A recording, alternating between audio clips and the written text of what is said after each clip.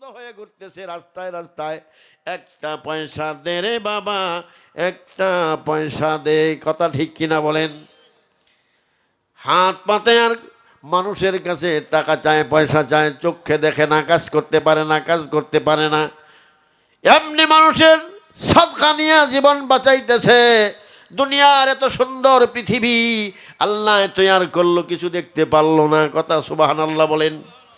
আমরা এই চক্ষু দিয়া দেখি বিদায় কিছুদিন পরে পরে কিছু কিছু ছেলেরা, কিছু কিছু মেয়েরা কয় যাও এবার কক্সবাজারতে ঘুরে আসি। কথা ঠিক কিনা বলেন? গজনী যাব, লাল চাপড়া যাব, ইউনিভার্সিটি যাব, চিড়িয়াখানায় যাব। কথা ঠিক কিনা? চোখ থাকলেই তো যাবে না। কোনো কানায় কোনো দিন কইছে, কোনো অন্ধবাড়ায় কইছে যে আমারে লইয়া কক্সবাজার যাও, আমি জাফলং যাব? বলে কেউ? কোনো অন্ধ বলছে? কেন? দেখার সাধ্য নাই। জোরে কোন সুবহানাল্লাহ। দেখার সাধ্য নাই, দেখতে পারবে না, কিছু বুঝতে পারবে না, অনুভব করতে পারবে না রে। আল্লাহর এই স্বাদের দুনিয়া, সুন্দর পৃথিবী এত সুন্দর করে আমার আল্লাহ সাজায়া রাখছে। বিভিন্ন জায়গায় পাহাড় পর্বত দিয়া, গাছপালা দিয়া, নদী নালা দিয়া, বিভিন্ন প্রাকৃতিক সৌন্দর্য দিয়া আমার আল্লাহ পৃথিবীটারে বিভিন্ন জায়গায় বিভিন্নভাবে সৌন্দর্যমণ্ডিত করে রেখেছে। তার বান্দা দেখে উপভোগ করবে আর আমার আল্লাহর শুকরিয়া আদায় করবে। জোরে কোন সুবহানাল্লাহ। দেশ ভ্রমণ করা সুন্নত। যাবেন, কক্সবাজার যাবেন, গজনী যাবেন, বিভিন্ন চিড়িয়াখানায় যাবেন, দেখবেন কত প্রজাতির প্রাণী আল্লাহ পাক দুনিয়াতে রাখছে। কথা ঠিক না? যারা গেছেন চিড়িয়াখানায় দেখছেন না কত প্রজাতির প্রাণী আল্লাহ পাক বিশ্বের মধ্যে রাখছে। এছাড়া আরও কত আফ্রিকার জঙ্গলে এখন তো বর্তমানে এই ডিসকভারিতে সব দেখা যায়। কথা ঠিক কিনা বলেন? আফ্রিকার জঙ্গলের ভিতরে কত শত শত প্রাণীর বসবাস। আমিয়া আল্লাহর নবী বলেন, আল্লাহর এই সৃষ্টিকুল নিয়া, আল্লাহর সৃষ্টি নিয়া, আল্লাহর মাখলুকাত নিয়া আল্লাহর কোনো বান্দা যদি 1 ঘন্টা চিন্তা ভাবনা করে, গবেষণা করে, আল্লাহ এই জিনিসটা কিভাবে বানাইল। মেঘালয় পর্বতে যায় দেখবেন জাফলংয়ের কাছে কত উঁচু পাহাড়। কথা ঠিক কিনা? এই পাহাড়টা কে তৈয়ার করলো, কিভাবে হয়ে গেল? বঙ্গোপসাগর এত বড়, অথই পানির নিচে গভীর পানির জল, চিকচিকে কালো কালো পানি, বিশাল সাগর, সামনে দিয়ে আর কিছু দেখা যায় না। বিশাল আকারের ঢেউ আইসা আইসা পাহাড়ে নামতেছে। কথা ঠিক কিনা? শাঁ শাঁ শব্দ করে আসতেছে। বিরাট বড় বড় নৌকা লাফালাফি করতেছে। জোরে কোন সুবহানাল্লাহ। এইগুলি দেখা যদি আল্লাহর কোনো বান্দা কয় যে আল্লাহ তুমি যে কত বড় মহিয়ান গরিয়ান, তুমি কত বড় সৃষ্টিকর্তা, এই জিনিসগুলি তো অন্য কেউ তৈয়ার করতে পারতো না, তুমি তো আল্লাহ বানাইছো, তুমি জানি কত বড়। জোরে কোন সুবহানাল্লাহ। আল্লাহর নবী বলেন, এইভাবে যদি কেউ 1 ঘন্টা সময় আল্লাহর সৃষ্টি নিয়ে চিন্তা ভাবনা করে, তার আমলনামায় 60 বছর বেরিয়ে ইবাদতের সওয়াব লেখা হয়ে যায়। 60 বছর ইবাদত করলে যে সওয়াব, সেই সওয়াবটা আপনার আমলনামায় আসবে। খুব কষ্ট হইতেছে আপনাদের, রাত আসলে বেশি হয়ে গেছে, আমার ওয়াজের সময় নেই। কিন্তু আমার 2-4টি কথা বলি, আমি এখানেই শেষ করে দিচ্ছি যে আমরা 2টা হক আছে। একটা হকুল্লাহ, আল্লাহর হক, আর একটা হক্কলে ইবাদ, বান্দার হক। এই 2টা হক আগে জানতে হবে। আল্লাহর হক, আল্লাহর যে হুকুম আহকাম, নামাজ, রোজা, হজ, যাকাত, তাসবিহ, তাহলিল, এগুলি হলো আল্লাহর হক।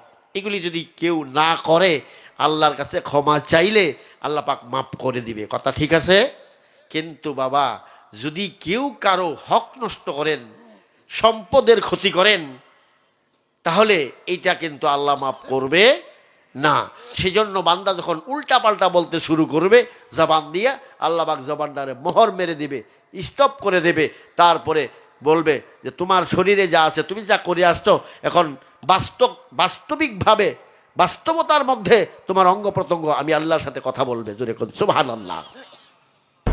হাত কথা বলতে থাকবে, চোখ কথা বলতে থাকবে, নাক কথা বলতে থাকবে, কান কথা বলতে থাকবে যে আজান শুনেছিল।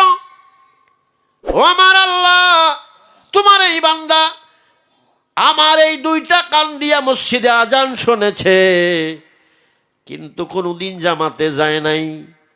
যারা না যায় তাদের বিরুদ্ধে কথা বলবে, কথা ঠিক আছে কিনা? আর যদি নামাজ পড়ে তাহলে এই কানগুলি বলতে থাকবে, মাবুদ তোমার এই বান্দা আজানের ধ্বনি শুনে, আজানের শব্দ শুনে ওযু করে মসজিদে যায়, আল্লাহ তোমার কুদরতি পায়ে সেজদা করে নামাজ আদায় করেছে, আমি তোমাকে বললাম তোমার বান্দারে মাফ করে দাও। ভালো করলে আপনার পক্ষে বলবে, অন্যায় করলে আপনার বিরুদ্ধে বলবে, কথা ঠিক কিনা? এটাই স্বাভাবিক, কারণ হাত পা অঙ্গ প্রত্যঙ্গগুলি আপনার সাথে কোনো দুশ্মনী নাই, কোনো দুশ্মনী নাই, যা করেছেন তাই বলবে। ওয়াতাশহাদু আরজুলুহুম ওয়াতাশহাদু আরজুলুহুম বিমা কানু ইয়াকসিবুন। আল্লাহু আকবার বলেন। আল্লাহ পাক বলে দিয়েছেন, তোমাদের দুইটা পাও আমি আল্লাহর কাছে সাক্ষী দিতে থাকবে, মাবুদ এত সুন্দর দুইটা পাও দিছিলা তুমি তোমার এই বান্দারে। এক মন জিনিস নিয়ে মাথায় উঠাইয়া শম্ভুগঞ্জের বাজারে যাইতো, দৌড়ায়া দৌড়ায়া যায় না? অনেক ওজনী জিনিস হাতে নিয়া, ঘাড়ে নিয়া, মাথায় নিয়া দৌড়াদৌড়ি করে, নিজের সমস্যার সমাধান করে, বাজারে যায় বিক্রি করার জন্যে।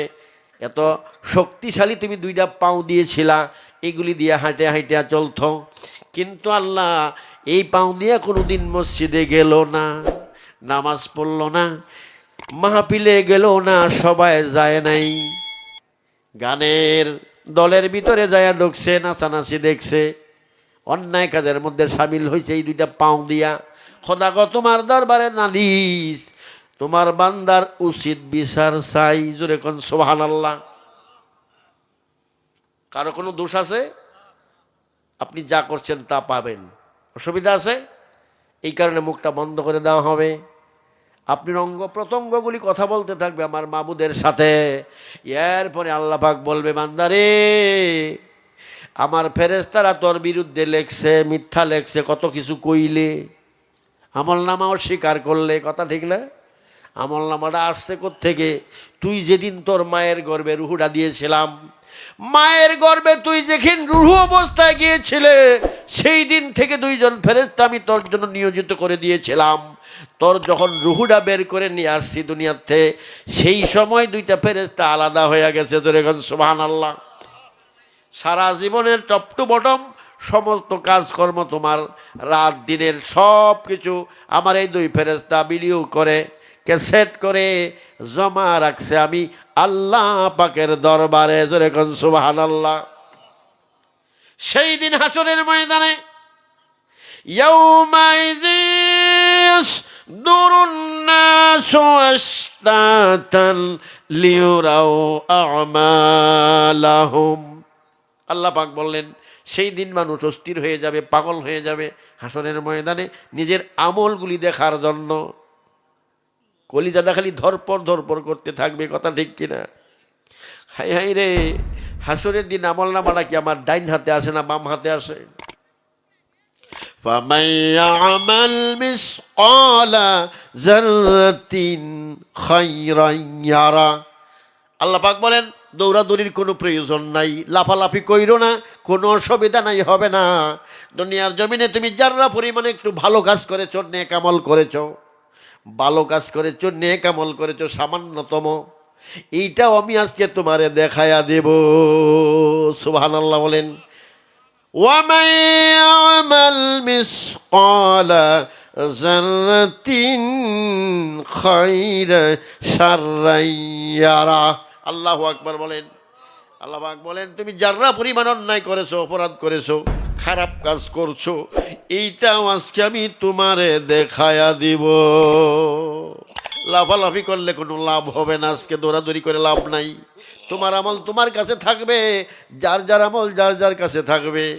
মরার পরে যার যার ব্যক্তি যার যার কবরে যাবে, কেউ কারো কবরে যাবে না, কথা ঠিক কিনা? এই জন্য আমার ভাইয়েরা বলছিলাম, সাবধান হয়ে যাও। দুইটা হকের কথা বলেছিলাম, হক্কুল্লাহ হক্কুল ইবাদ। বান্দার হক নষ্ট কইরা তুমি জান্নাতের আশা করতে পারো না। তওবা করলে তওবা কবুল হবে না, কারণ তুমি মানুষের হক নষ্ট করেছ। ওয়ারিশ ঠগায় না দেশে? ওয়ারিশ আছে না? আমাদের দেশে অনেক চাচা মিয়ারা আছে, একটা সেরা পাঁচটা সেরি চাচার চাচি।